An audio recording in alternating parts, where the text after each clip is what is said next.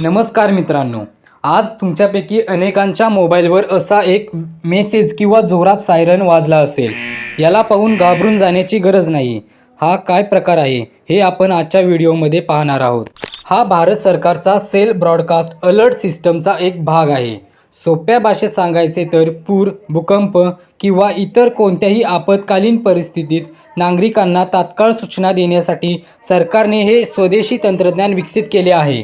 आज आलेला मेसेज हा फक्त एक टेस्ट मेसेज आहे, जेणेकरून ही सिस्टम व्यवस्थित काम करते की नाही हे तपासता येईल. लक्षात ठेवा, हा मेसेज आल्यावर तुम्हाला काहीही करायचे नाही. मेसेजमध्ये स्पष्टपणे लिहिले आहे की कोणतीही कृती करण्याची आवश्यकता नाही.